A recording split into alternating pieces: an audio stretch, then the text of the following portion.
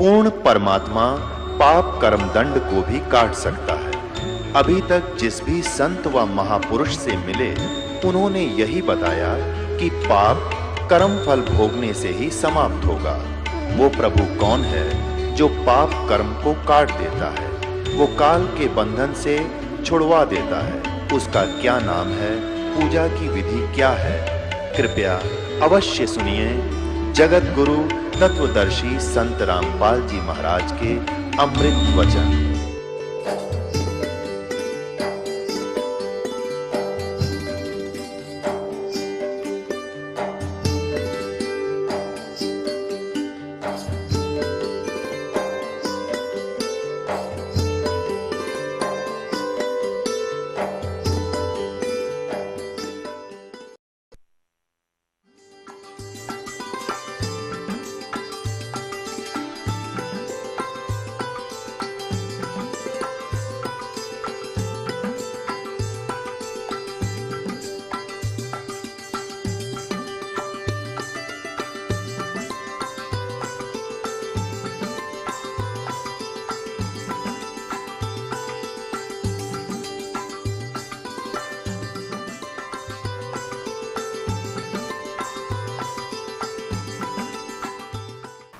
जिसने परम ब्रह्म को जान लिया, उसने जितना भी संसार का सुख है वह सब प्राप्त कर लिया, शेष कुछ नहीं है, ऐसी स्थिति उसकी हो जाती है। अब सत्यम ज्ञानमंतम ब्रह्म, अब यहाँ आते हैं निवृत्ति में। हम अपौर से वेद वाणी से सुनते हैं कि ब्रह्म सत्य है। ये वेद वाणी को अपौर से मानते हैं, किसी मनुष्य के द्वारा नहीं बोली गई, ठीक है। उस ब्रह्म सत्य है, ज्ञान है, अनंत है, वह अंतःकरण में ही अवस्थित है। तो हमारे मन में उसके अस्तित्व के संबंध में जो संदेह है उसकी निवृत्ति उस ज्ञान से हो जाती है। 4 महावाक्य हमारे वेदों में बतलाए गए, ये वेदों के नहीं, इन्होंने बल्कि उपनिषदों से ले रखे हैं। 4 महावाक्य हमारे वेदों में बतलाए गए हैं, जिनमें अथर्ववेद का महावाक्य अयम आत्मा ब्रह्म, यजुर्वेद का महावाक्य अहम ब्रह्मास्मि, ऋग्वेद का महावाक्य प्रज्ञानम ब्रह्म, सामवेद का महावाक्य है तत्वमसि। तो ये 4 महावाक्य बतलाए गए हैं। 4 महावाक्यों को लेकर अर्थ किया जाता तो चारों का अर्थ एक ही हो जाता है, तत्त्वमसि। तत्वमसि ये 3 पद है। जिस प्रकार 10 ये अपनी तरफ से बढ़ा के 10 आदमी अपने आप को ना गिने ऐसे, तो इसका अर्थ ये सीधा सा हो गया कि मैं ही ब्रह्म हूँ, ये अर्थ है इसका। तत्त्वम असि, वह तू ही है। आगे इसको बहुत अच्छी तरह उदाहरण देकर समझाया इन्होंने। ये देखिएगा, पंचम दिवस 5वें दिन में जो इन्होंने प्रवचन किए श्री स्वरूपानंद जी ने धर्मरथ 62 पर ये प्रकाशित है। पंचम दिवस यहाँ उपस्थित विद्युत बंधुओं, देवियों और सज्जनों, कल आपके समक्ष महावाक्यों की चर्चा हुई थी। 4 वेद और उनके 4 महावाक्य। यह हमने बतलाया था कि उत्तर दिशा का वेद अथर्ववेद, वहाँ का महावाक्य अयम आत्मा ब्रह्म। यहाँ देखिए, तो इन महावाक्यों के का तात्पर्य है कि जीव और ब्रह्म का अभेद, जीव और ब्रह्म में कोई अंतर नहीं है। अब जैसे तत्वमसि में तत् पदार्थ ईश्वर है और ईश्वर पहले, यहाँ कति क्लियर किया इन्होंने, कहीं ईश्वर तो पहले रखकर जीव के साथ उसकी एकता बतलाई, इन महावाक्यों के अर्थ किए इसने, और कहीं जीव को रखकर ईश्वर के साथ एकता बतलाई है। अब जैसे तत्वमसि, इसमें तत् पदार्थ ईश्वर है, तत्वमसि में तत् तो ईश्वर है पहले है और तोम पदार्थ जीव बाद में है। किंतु अहम ब्रह्मास्मि, अहम पदार्थ वाचार्थ जीव है, यानी जीव कहता है कि मैं ब्रह्म हूँ। अहम ब्रह्मास्मि, अहम तो जीव है और जीव को पहले रखा है और ब्रह्म को पीछे रखा है। अयम आत्मा में भी आत्मा को पहले और ब्रह्म को पीछे रखा है। और प्रज्ञानम ब्रह्म में भी ये स्थिति है, प्रज्ञान का अर्थ जीव है और वह ब्रह्म है, जीव ही ब्रह्म है, ब्रह्म जीव है, जीव ब्रह्म है, इसका अभिप्राय है। अब आगे इन्होंने बताया कि ये हमारे महावाक्य है ना, अहम ब्रह्मास्मि, यानी एक मठ से जुड़े हुए जितने भी अक्षेत्र के व्यक्ति हैं वो तो ये जाप करो, ये वाक्य भगवान से मिलाने वाले हैं। इसका जो है ना, जैसे वो साधना बताते हैं, इसकी साधना करो, समाधिस्थ में ऐसे विचार रखो, अयम आत्मा ब्रह्म, और दूसरे मठ के करो तत्वमसी, तीसरे मठ के ये अभ्यास करो कि प्रज्ञानम ब्रह्म, और चौथे मठ के फिर वो बता रखे हैं उन्होंने सबके नारे नारे अहम ब्रह्मास्मि, ये वाक्य करो। तो ये भगवान से मिलाने वाले हैं। देखिएगा पृष्ठ नंबर 63 पर, इसी धर्मरथ के पृष्ठ नंबर 63 पर लिखा, परमेश्वर से मिलाने वाले हैं हमारे महावाक्य, ये हमें परमेश्वर का बोध कराते हैं। यह बात समझ लेनी चाहिए कि परमात्मा की प्राप्ति अप्राप्त की प्राप्ति नहीं। एक तो वस्तु किसी देश में हो, भिन्न काल में हमसे भिन्न हो, तो हम उसे प्राप्त करने के लिए प्रयत्न करते हैं। जब हमें प्राप्त हो जाती है तो कहते हैं कि हमने प्राप्त कर ली, हमें प्राप्त हुई, अब प्राप्त हुई। किंतु परमात्मा के संबंध में यह बात नहीं है। परमात्मा तो जीव को प्राप्ति है, वह नित्य प्राप्त परमात्मा में अप्राप्ति का भ्रम हो गया। जैसे किसी के गले में माला पड़ी है और वही किसी कारण से वह भूल गया और किसी ने आकर बता दिया, तो वो माला देखकर कहेगा हाँ मिल गई। वह अप्राप्य कहाँ थी, अनमिली कहाँ थी, पहले से ही मिली हुई माला थी। उनसे न मिलने का जो भ्रम था वह दूर हो गया तो मिल गया। इस प्रकार परमात्मा सबसे मिला हुआ है। केवल उस परमात्मा को न जानने के कारण हमारी परेशानी है। सबके हृदय में परमात्मा है, वह परमात्मा सबको प्राप्त है। आगे इसने और कुछ बताने की चेष्टा की।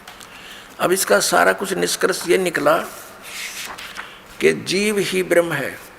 और यहाँ फिर देखो आगे इनके वर्तन सुनते रहिए, फिर निष्कर्ष क्या निकलेगा देखना, फिर कमाल होगा। अब 66 पृष्ठ पे क्या कहा है कि ब्रह्म से भिन्न किसी और की सत्ता नहीं है, ब्रह्म से ऊपर कोई नहीं है। फिर अब 67 पर क्या कहा धर्मरथ में, वह ब्रह्म ईश्वर कहलाया। सविशेष ब्रह्म था, उसमें जो शक्ति थी शुद्ध सात्विक अंश की उपाधि से वह ब्रह्म ईश्वर कहलाया। अच्छा फिर लेते हैं देखना, ये देखिएगा धर्मरथ 56 पृष्ठ पे, जिसने परम ब्रह्म को जान लिया, परम ब्रह्म, उसने जितना भी संसार में सुख है वह सब प्राप्त कर लिया। ये परम ब्रह्म और याद रखना, इनके सारा ज्ञान समक्ष हो जाएगा आपका। ये देखिएगा शंकर पंचम, एक पुस्तक है शंकर पंचम, और ये आदि शंकराचार्य विरचित पंचम ग्रंथ नाम संग्रह, ये आदि शंकराचार्य के वचन है। ये देखना, तो आदि शंकराचार्य के वचन है तो समझ ले सब के फाइनल है फिर इसमें। और ये कौन है नीचे, जगत गुरु शंकराचार्य स्वामी स्वरूपानंद सरस्वती जी महाराज, व्याख्याकार, व्याख्या इन्होंने की है इसकी। और ये कहाँ से छपी है पुस्तक, ये है शंकर पंचम, तो श्री स्वरूपानंद सरस्वती जी महाराज के द्वारा।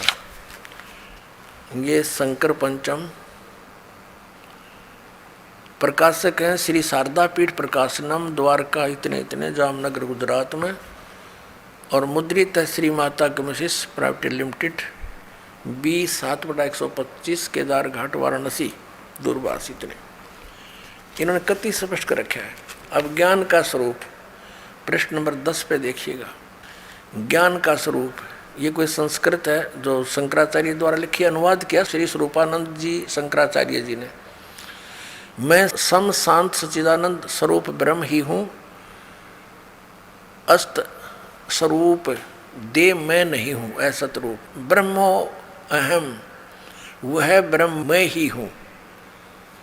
ब्रह्मो व अहम, वह ब्रह्म मैं ही हूँ, ये इनका विधान है।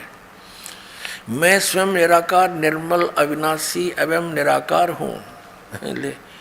इवन का ओड आवेगा इनके ज्ञान का, देखिए शायद। और ये क्या कहते हैं, ये पृष्ठ नंबर 71 पर देखिएगा, 71 पर,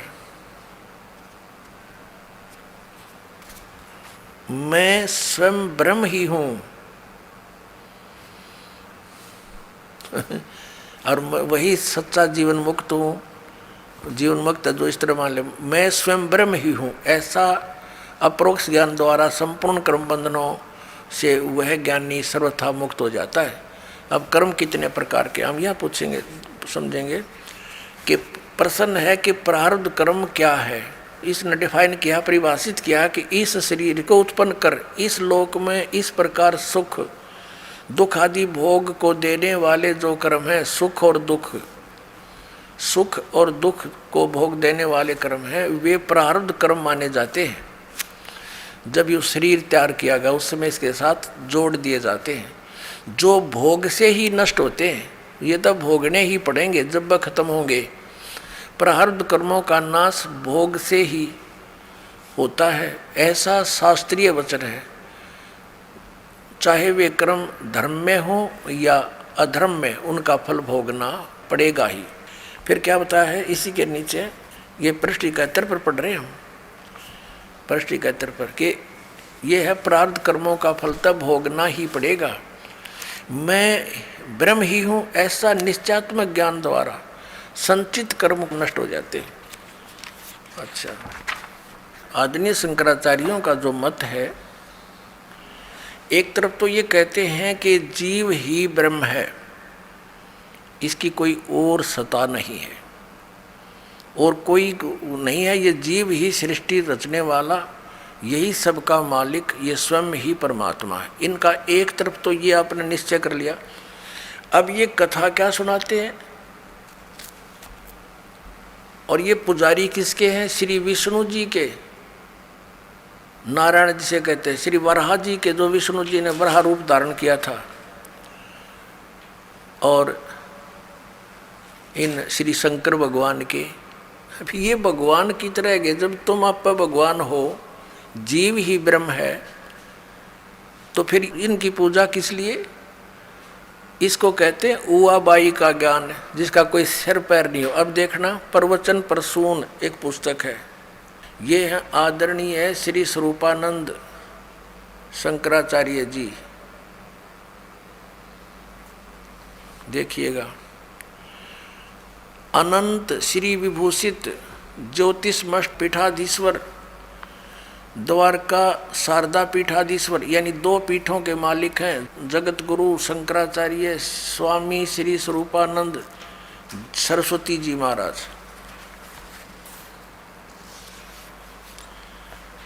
ये वही दंडी स्वामी स्वरूपानंद सरस्वती जी महाराज, दंडी स्वामी, श्री द्वारका शारदा पीठ। प्रकाशक हैं स्वामी सदानंद सरस्वती, श्री शारदा पीठ द्वारका, गुजरात। और ये यहाँ से मुद्रित है।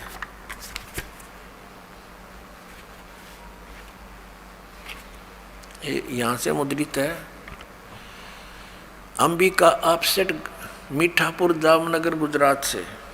ये 2 शब्द इस ग्रंथ में पूज्यपाद अनंत श्री विभूषित योगीराज स्वामी स्वरूपानंद सरस्वती जी महाराज के द्वारा 1967 में नवरात्रि के पावन अवसर पर चाईबासा झारखंड में दिए गए प्रवचनों का संकलन है। ठीक, अब आ जाओ, इनके वचन देखिए। ये 7वां वचन इनका, सप्तम प्रसून, 7वां सत्संग, 7वां दिन जो सत्संग करा। भगवान अत्यंत सुशीलवान हैं, उनके हृदय में करुणा अरुणालय उमड़ता है। वही कृपा घन बनकर समय समय पर भक्तों तथा अभक्तों सब पर बरस जाया करते हैं।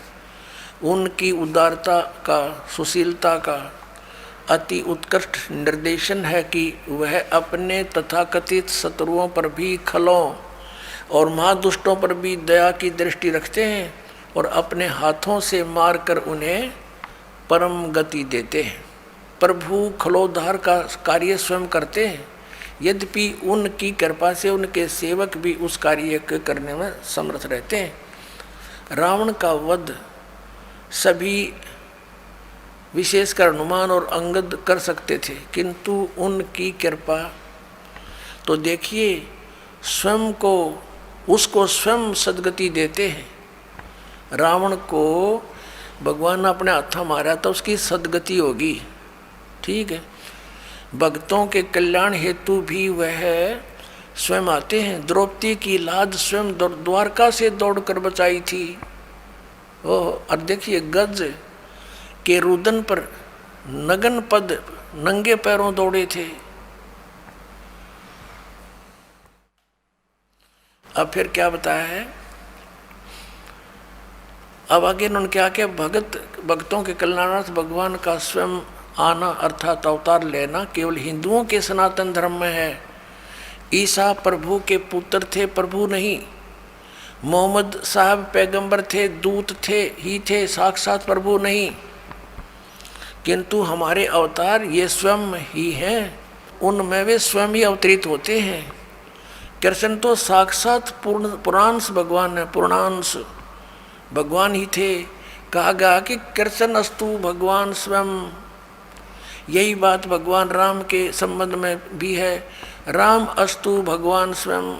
फिर वह जीव बाढ़ में गया, जीव को बताओ थे जीव ही ब्रह्म है। वो जीव कहाँ गया जब भगवान श्री कृष्ण भगवान है, ब्रह्म है, तो जीव कहाँ रहा? फिर आत्मा की क्या स्थिति रही? अब इसको कहते हैं, ऐसी कथा सुनाते हैं ये शंकराचार्य जी कि श्री कृष्ण भगवान है स्वयं। श्री कृष्ण इज विष्णु और विष्णु इज सतगुण विष्णु।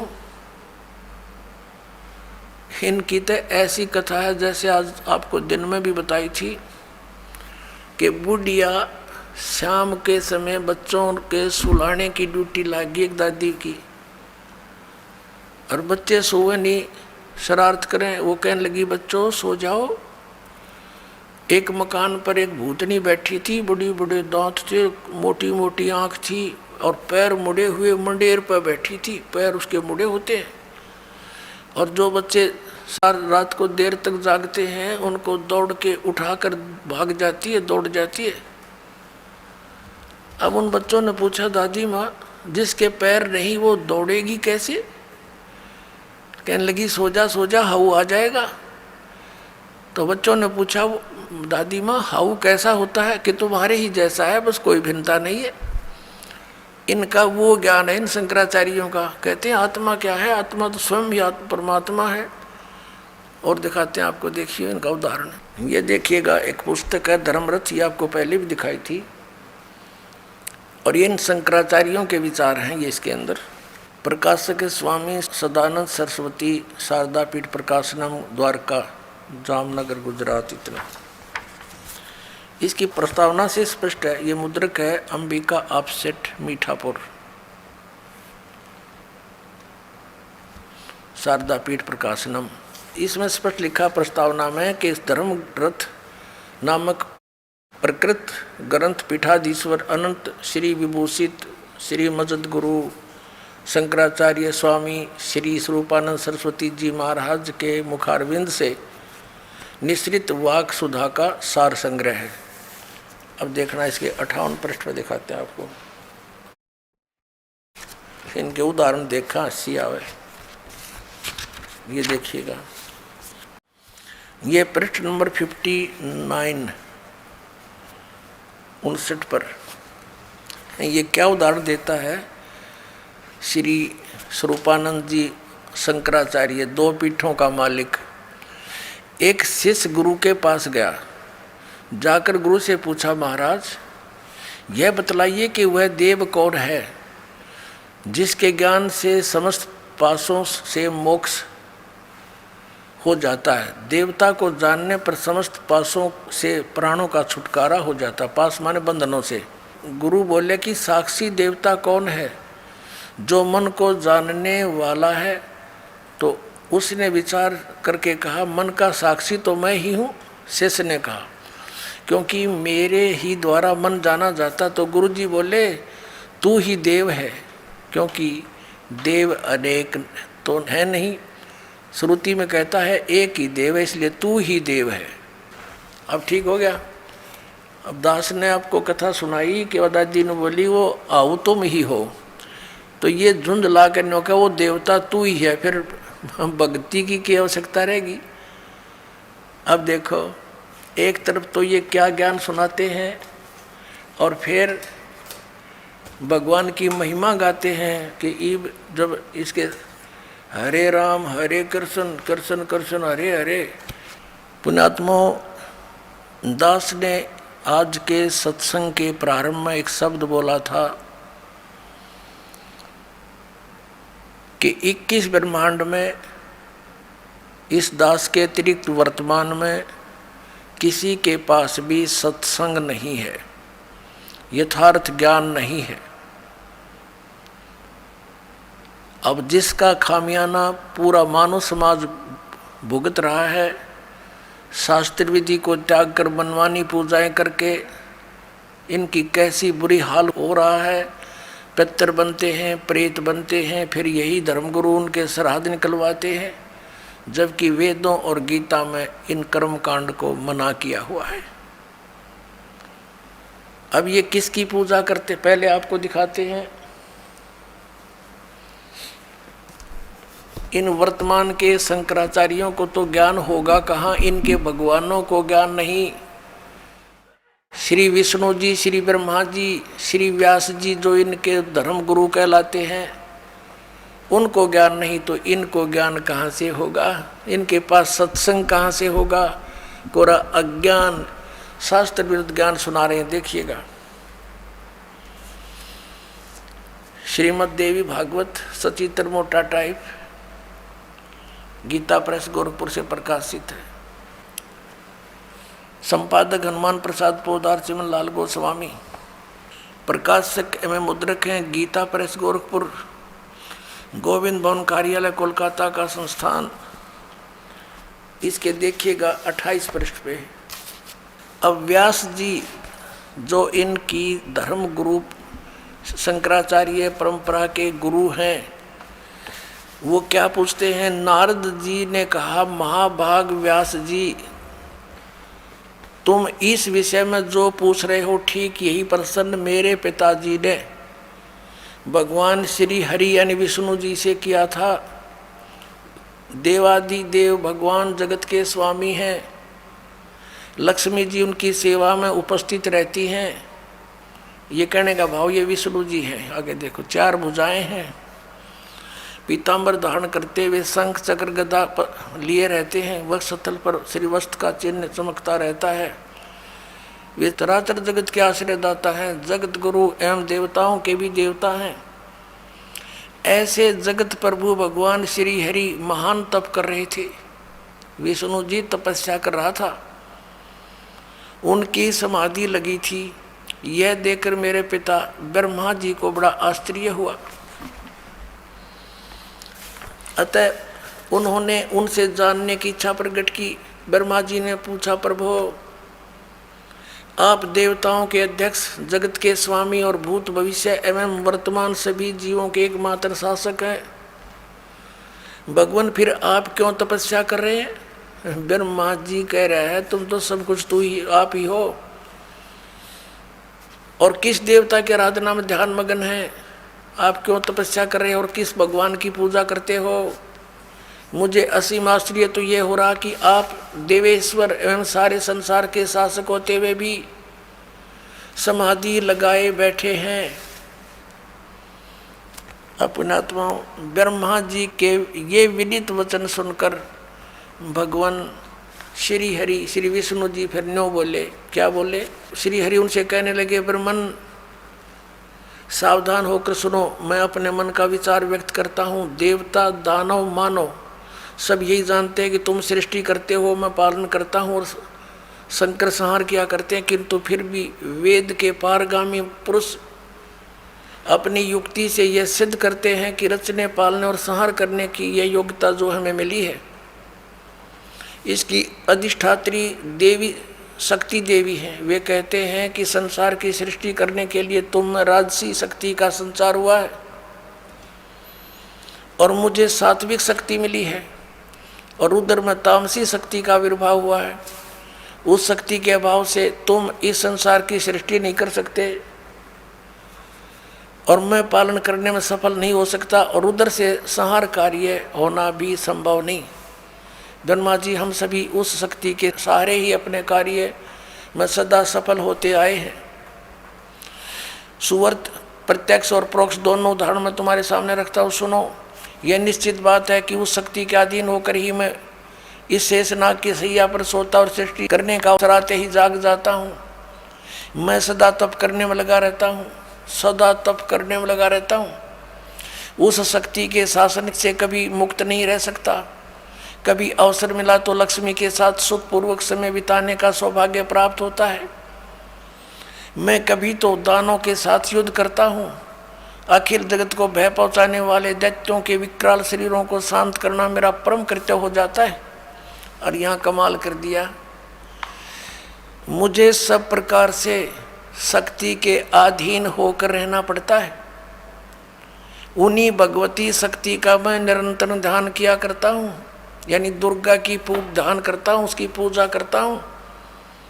ब्रह्मा जी मेरी जानकारी में इस भगवती शक्ति से बढ़कर दूसरे कोई देवता नहीं। अब ये है सत्संग श्री विष्णु जी का स्पिरिचुअल नॉलेज कि मैं दुर्गा से ऊपर किसी भगवान को नहीं जानता, यही मेरा अंतिम देवता है, इससे बड़ा कोई भगवान नहीं। इन शंकराचार्यों को ज्ञान कहाँ से होगा, इनको भगवान को ज्ञान नहीं, ये नो के दुर्गा से ऊपर कोई नहीं। अब दुर्गा क्या कहती है, श्री शक्ति देवी क्या कहती है, देखिएगा। इसी के 562 पृष्ठ पर आपको ले चलते हैं।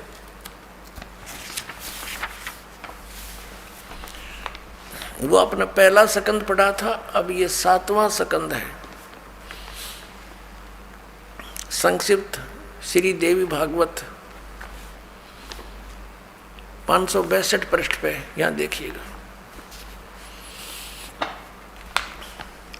अब देवी के द्वारा हिमालय को ज्ञानोपदेश, ब्रह्म स्वरूप का वर्णन।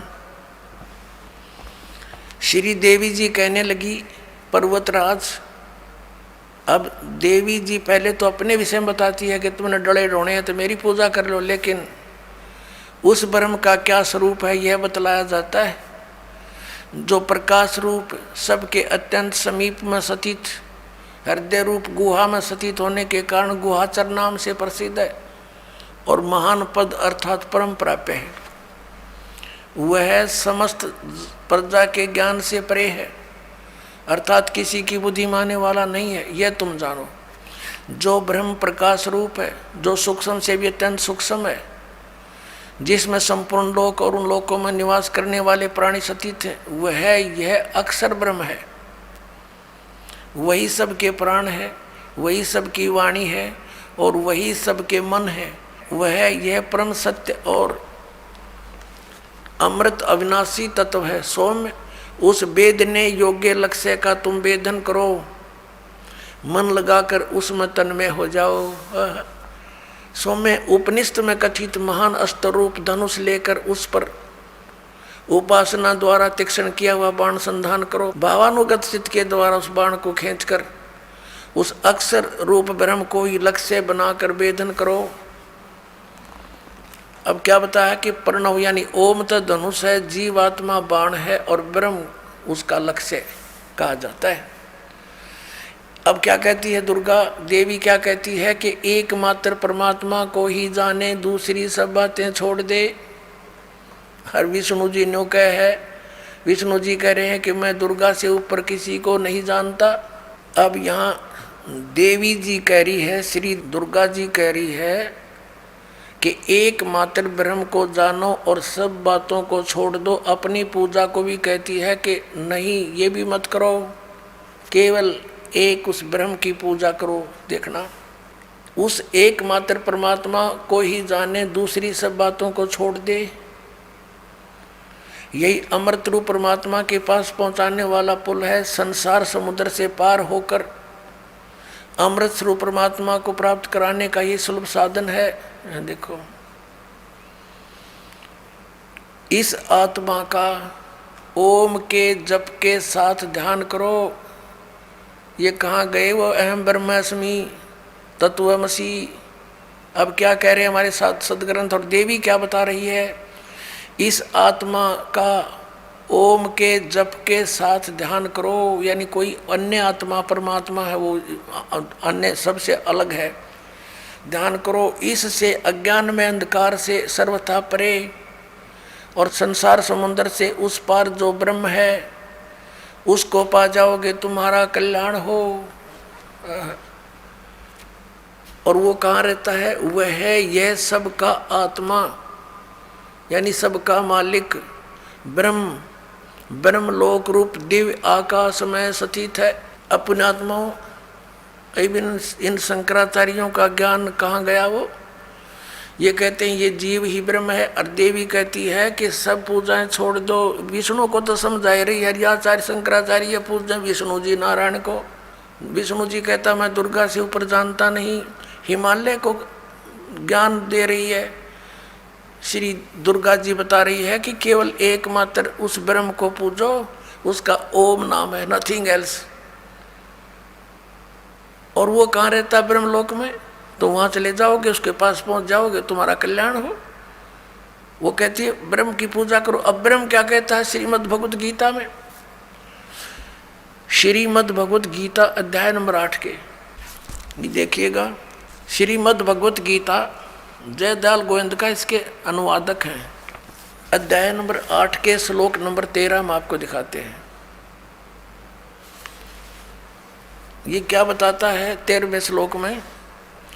ओम इति एकाक्षरम ब्रह्म व्यवहारन माम अनुसमरण ये प्रयाति तजंदेहम स याति परमाम गतिम।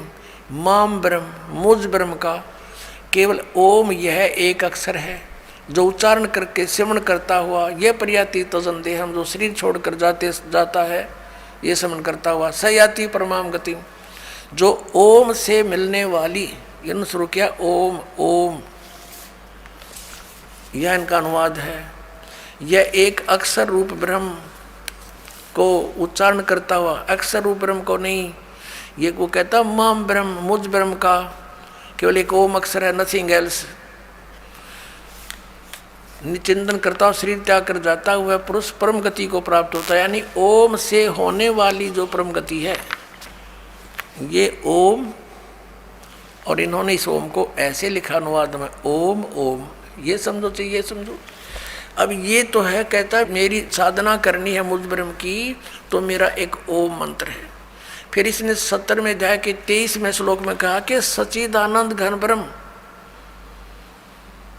उस सच्चिदानंद घन ब्रह्म की साधना करने से तेरा पूर्ण मोक्ष होगा। फिर वहां पहुंच जाएगा जहां जाने के बाद लौटकर साधक फिर कभी संसार में नहीं आते। अपनी स्थिति को गीता ज्ञानदाता कहता है मेरी स्थिति तो नाशवान है, मैं भी जन्म मृत्यु के अंदर हूं और तू भी अर्जुन। देखिएगा अध्याय नंबर 2 का, अब श्लोक नंबर 12 देखो। अध्याय नंबर 2 और श्लोक नंबर 12। न तो ऐसा ही है कि मैं किसी काल में नहीं था, अथवा तू नहीं था, अथवा ये राजा लोग नहीं थे, और न ऐसा ही है कि इससे आगे हम सब नहीं रहेंगे।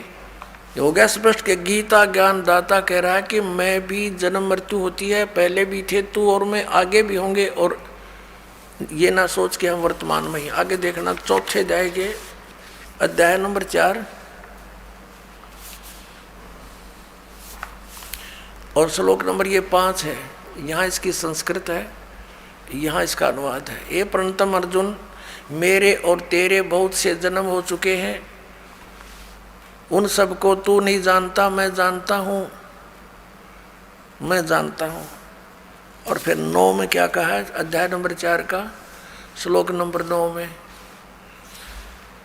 हे अर्जुन मेरे जन्म और कर्म दिव्य हैं, अलौकिक हैं। अब अध्याय नंबर 10 के श्लोक नंबर 2 में गीता ज्ञानदाता कहता है मेरी जन्म तो होता है लेकिन मेरे से उत्पन्न ये देवता नहीं जानते। देखिएगा अध्याय नंबर 10 का मंत्र नंबर 2,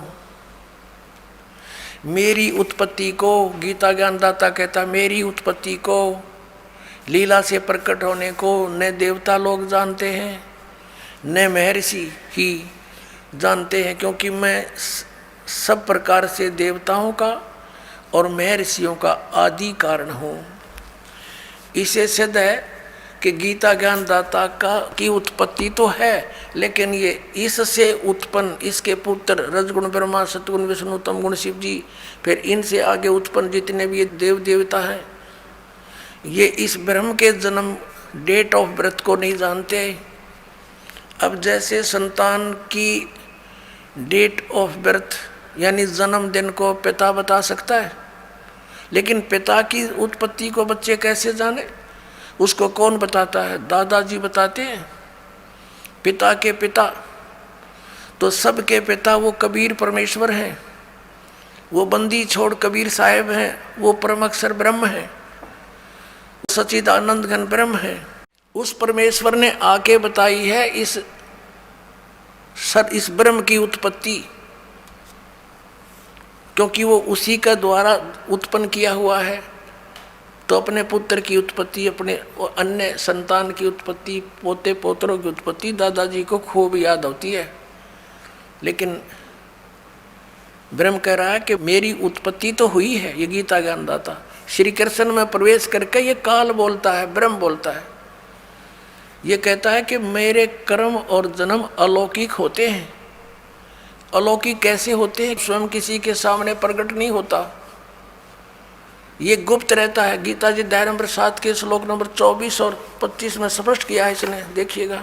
अध्याय नंबर 7 श्रीमद् भगवत गीता श्लोक नंबर 24 में, बुद्धिहीन मेरे अनुत्तम अविनाशी परम भाव को न जानते हुए मन इंद्रियों से परे मुझ सच्चिदानंद परमात्मा को अव्यक्तम माम व्यक्तिम आपनम मनन्ते। इसका अर्थ हम ऐसे भी पढ़ेंगे। इन तड़ंगा करने की चेष्टा की है, क्योंकि जहाँ इनकी समझ में नहीं आया इन्होंने गलती कर डाली। देखना, व्यक्तिम अव्यक्तम माम व्यक्तिम आपनम मनन्ते। अव्यक्तम माम, मुझ अव्यक्त को, ये बुद्धिहीन मेरे अनुतम यानी घटिया विनाशी परम भाव को यानी विशेष नियम को नहीं जानते। मुझ अव्यक्त को मैं छुपा रहता हूँ, और मुझे ये व्यक्तिम यानी मनुष्य रूप में, कृष्ण रूप में प्राप्त हुआ मानते हैं। I am not Krishna. क्यों? अब 25 में बताया, देखिए इसका यहाँ अनुवाद किया है। अपनी योग माया से छिपा हुआ मैं सबके प्रत्यक्ष नहीं होता, छुपा रहता हूँ मैं। यह अज्ञानी जन समुदाय मुझ जन्म रहित अविनाशी को, अविनाशी परमेश्वर नहीं, अविनाशी को नहीं जानता। और ये मुझे इसलिए ये व्यक्तिम, ये देखो ये 24वां श्लोक है, व्यक्तम अव्यक्तम व्यक्तिम आपनम मनन्ते माम अबुधे। ये बेबुद्धि के लोग, बुद्धिहीन व्यक्ति मुझ अव्यक्त को, क्योंकि मैं अपनी योग माया से छुपा रहता हूँ, ये मुझे व्यक्तिम यानी मनुष्य रूप में, श्री कृष्ण रूप में, आपनम माने आया हुआ, प्राप्त हुआ, मनन्ते मानते हैं। ये मुझ अव्यक्त को यानी मुझ छुपे हुए को, मुझको मनुष्य की भांति जन्म लेकर श्री कृष्ण की तरह मानते हैं। आई एम नॉट कृष्ण, क्योंकि श्री कृष्ण जी ने तो ये कैसे कि उन्होंने जन्म नहीं लिया, उनके माता हैं, पिता हैं, श्री राम रूप में वही विष्णु आए, उनका जन्म हुआ। तो यहाँ कहने का भाव ये है कि ये क्या कहता है कि मेरे कर्म अलौकिक हैं और जन्म अलौकिक है। कैसे? जैसे श्री कृष्ण में प्रवेश करके यू सारा अनर्थ जुल्म करवा दिया इसने, और पता भी नहीं लग गया कौन कर गया। श्री कृष्ण के सिर पर दर्दी कि इन्होंने महाभारत का युद्ध करवाया, जबकि श्री कृष्ण जी तो मना करे थे, 3 बार शांति दूत बन कर गए। आखिर में ये फैसला भी ले लिया कि मैं युद्ध भी नहीं करूँगा। तो क्या वो युद्ध करवाने की सलाह दे सकते हैं? नेवर। ये काल ग्रह ऐसे अड़ंगे। अब ये कहता है कि मेरे जन्म और कर्म दिव्य हैं। इसके कर्म दिव्य कैसे हैं? जैसे श्री कृष्ण में प्रवेश करके महाभारत का युद्ध करवा दिया, जुल्म करवा दिया और गीता का ज्ञान दे दिया। ये इसके कर्म, ये कैसे प्रवेश करता है अब दिखाते हैं। अब देखिएगा श्री विष्णु पुराण, इसके संपादक कौन है, अनुवादक हैं श्री मुनिलाल गुप्त। ये कहाँ से मुद्रित है, वह प्रकाशित है गीता प्रेस, गोरखपुर, गोविंद भवन कार्यालय, कोलकाता का संस्थान। ये इनके फोन और फैक्स नंबर है। ये देखिएगा इसके चतुर्थ अंश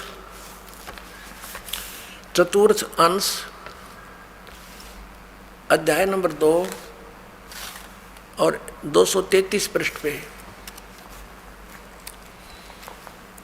पूर्व काल में त्रेता युग में एक बार अति भीषण देव असुर संग्राम हुआ। देवताओं और राक्षसों का आपस में युद्ध हुआ।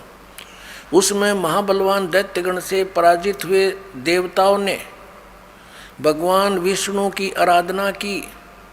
तब आदि अनंत सुन अशेष जगत प्रतिपालक श्री नारायण ने देवताओं से प्रसन्न होकर कहा, आप लोगों का जो कुछ अभिष्ट है वह मैंने जान लिया है।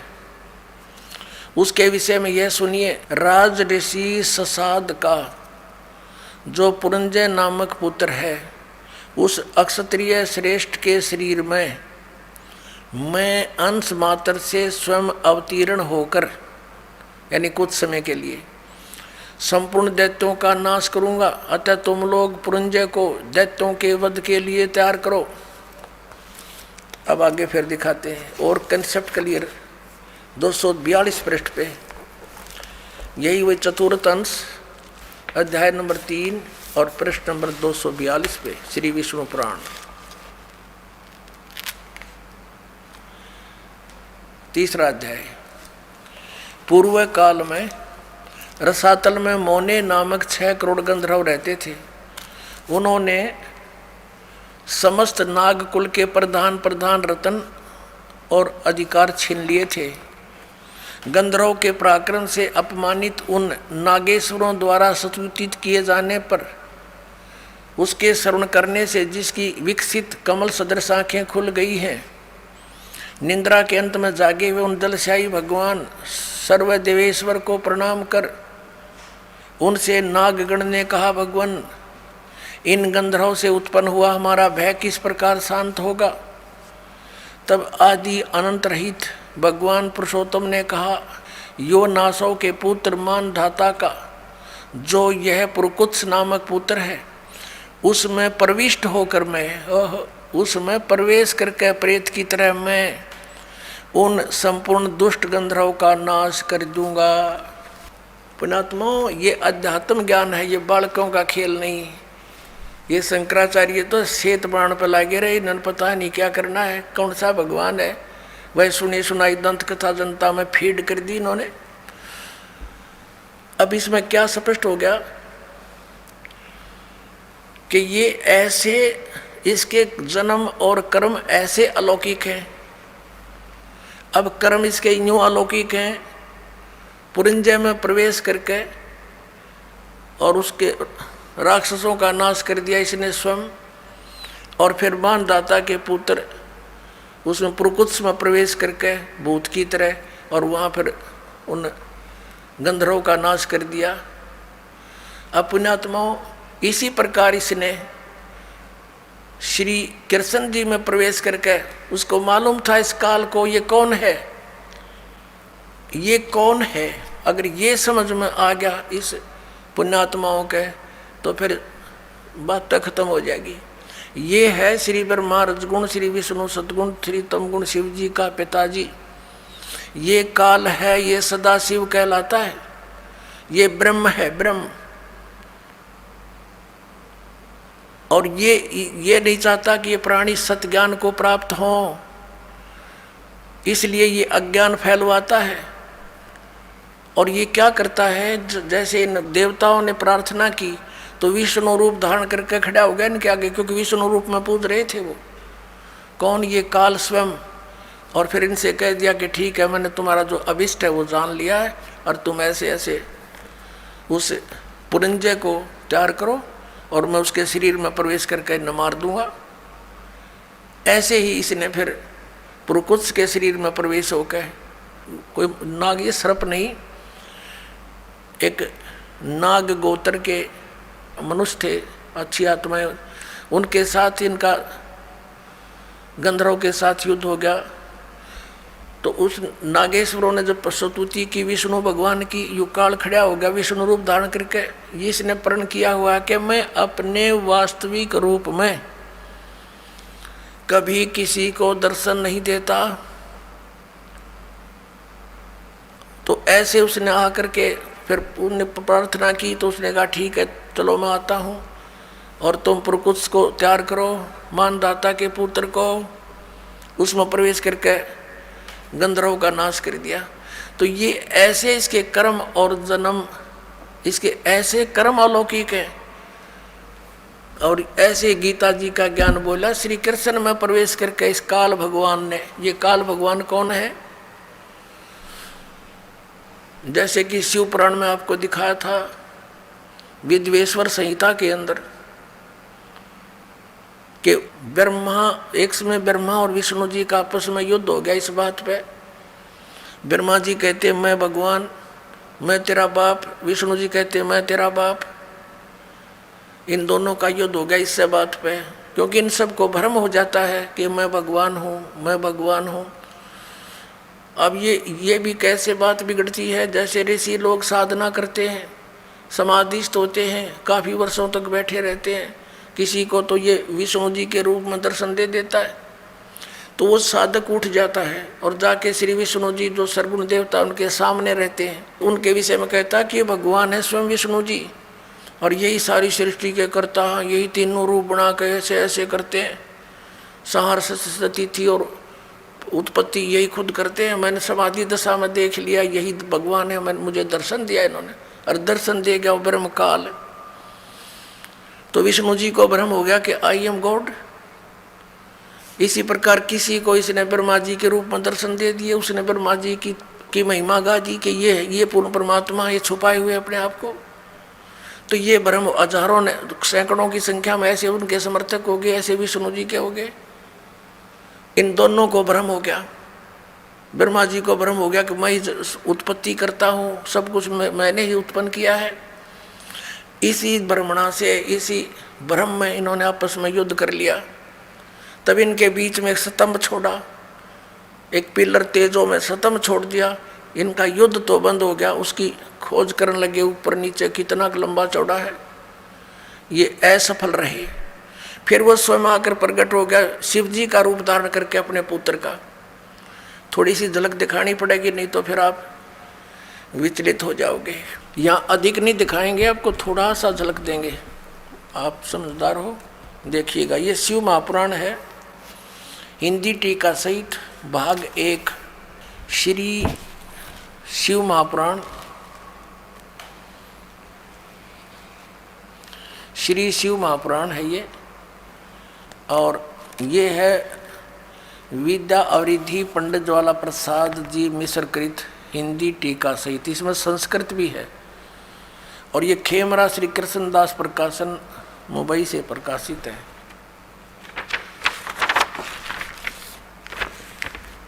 मुद्रक में प्रकाशक है खेमरा श्री कृष्णदास, अध्यक्ष श्री वेंकटेश्वर प्रेस, खेमरा श्री कृष्णदास मार्ग, मुंबई। अब यहाँ देखना, इसके 11 पृष्ठ से शुरू करेंगे हम। विद्वेश्वर संहिता शिव पुराण,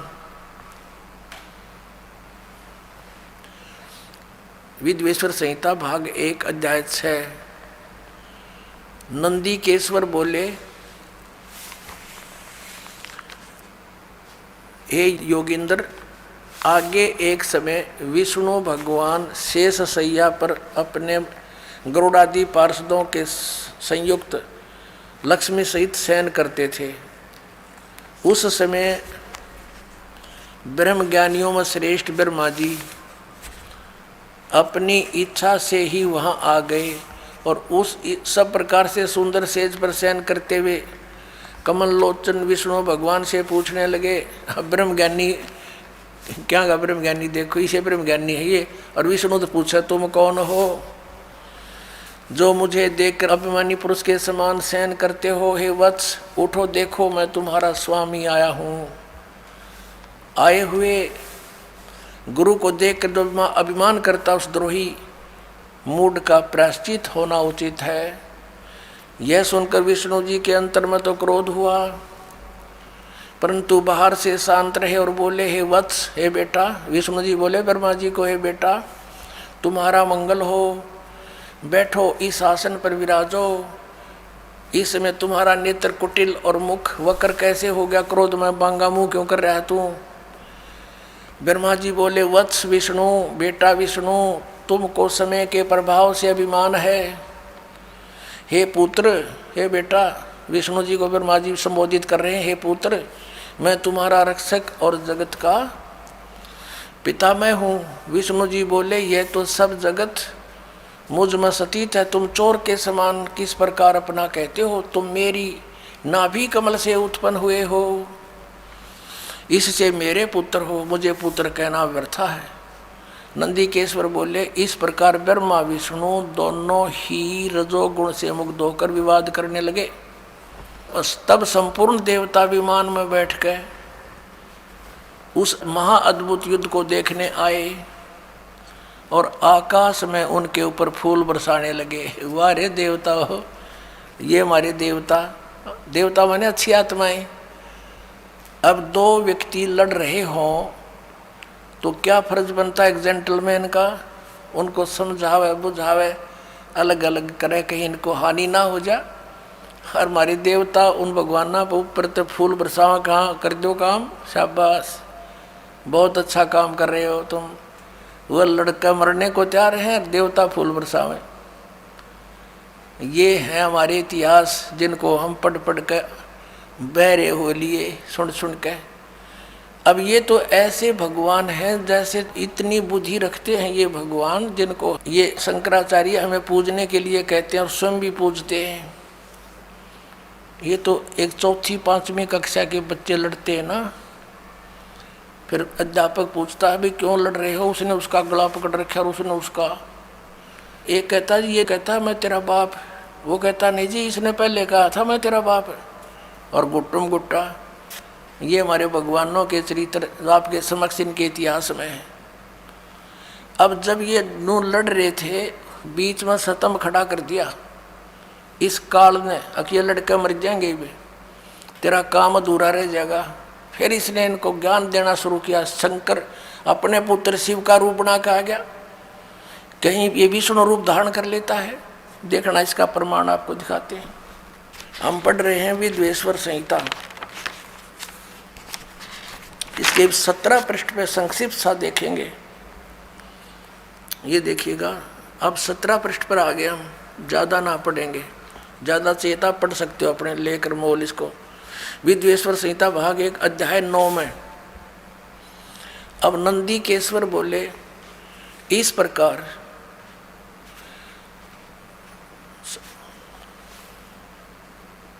यहां दिखाते हैं उन दोनों की अज्ञानता, वैर को दूर करने के अर्थ दोनों से कहा। किसने? वो भगवान ये क्या बताते हैं कि नंदीकेश्वर बोले कि इस प्रकार भगवान ने उन नम्र हुए ब्रह्मा और विष्णु पर अनुग्रह करके उनसे फिर क्या कहा कि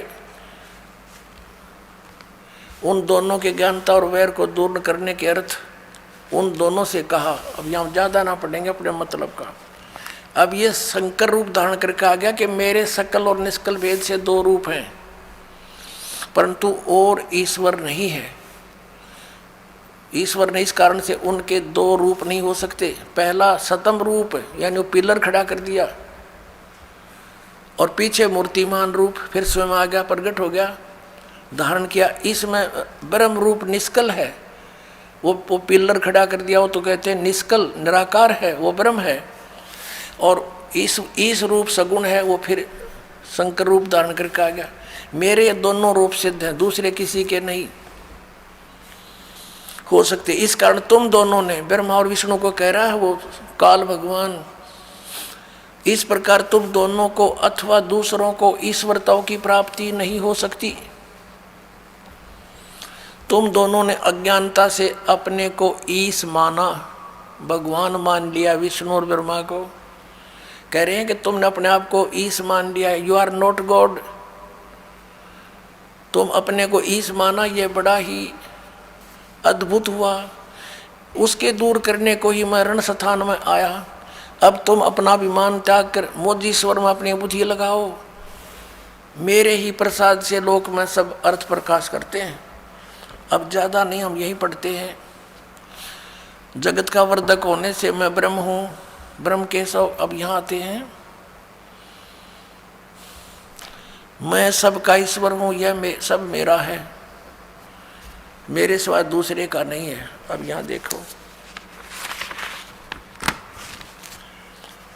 अब हम 18 पृष्ठ पर पढ़ेंगे। 18 पर विद्वेश्वर संहिता भाग 1 अध्याय 10, ये 9वां अध्याय यहाँ समाप्त हो गया। इति श्री शिव महापुराणे विद्वेश्वर संहिता भाषा टीकायाम 9वां अध्याय, ये इति हो गया, समाप्त हो गया। और यहाँ ये दूसरा प्रारंभ हो गया। अब यहाँ देखिएगा नीचे क्या कहता है, हे पुत्रों, यह कृत आपने तप से प्राप्त किया है। कौन सा कृत? ब्रह्मा और विष्णु को कहता है, हे पुत्रों, यह कृत आपने तप से प्राप्त किया है, जो कि सृष्टि की उत्पत्ति और पालन कहाता है। सो मैंने प्रसन्न होकर तुम्हें दिया है। इसी प्रकार दूसरे 2 कृत रुद्र और महेश को प्रदान किए हैं। ये 4 हो गए, ब्रह्मा और विष्णु और रुद्र और महेश। और 5वां यू बोल रहे हो कौन? ये काल रूपी ब्रह्म है। अब देखो, फिर ये कहता है मेरा एक ब्रह्म ओम नाम है। ये पृष्ठ नंबर 19 पर, वही विद्वेश्वर संहिता अध्याय 10। इस कारण उस अज्ञान की सिद्धि के निमित्त ओंकार नामक मंत्र जप करो। यह अभिमान का दूर करने वाला है। सोई निज मंत्र उपदेश करते हैं। यह ओंकार मेरे मुख से उत्पन्न होने से मेरे ही रूप का बोधक है और महामंगल करने वाला है। यह वाचक है, मैं वाच्य हूँ। यह मंत्र मेरा आत्मा है। उसके स्मरण से मेरा स्मरण होता है। उत्तर की ओर के मुख से अकार और पश्चिम के मुख से उकार, दक्षिण के मुख से मकार और पूर्व के मुख से बिंदु और मध्य के मुख से नाद उत्पन्न हुआ। इस प्रकार, ये बीच में संस्कृत है, इस प्रकार 5 प्रकार से यह निर्गत हुआ। वह सब एक होकर ओम ऐसा एकाक्षर हो जाता है। अब स्पष्ट हो गया कि ये ओम अक्षर इस सब अवयव से एक होकर ये ओम ऐसा एकाक्षर हो जाता है। अभी आपको श्रीमद् भगवत गीता अध्याय नंबर 8 के श्लोक नंबर 13 में दिखाया था कि ओम इति एकाक्षरम ब्रह्म विवरण माम अनुसमरण यह प्रयाति तदंदेहम सयाति परमाम गतिम। मुझ ब्रह्म का ये गीता ज्ञान भी यही काल ऐसे प्रवेश करके श्री कृष्ण में प्रवेश करके बोल रहा है, जैसे मानधाता के पुत्र प्रकृष्ट में प्रवेश होकर उन गंधर्वों का नाश कर दिया और उधर से पुरंजय के अंदर प्रवेश होकर असुरों का नाश कर दिया। ऐसे श्री कृष्ण में प्रवेश होकर के अर्जुन को युद्ध के लिए तैयार कर दिया और गीता का ज्ञान वेदों वाला और कुछ अपनी अटकल लड़ा के इसमें ज्ञान दे दिया।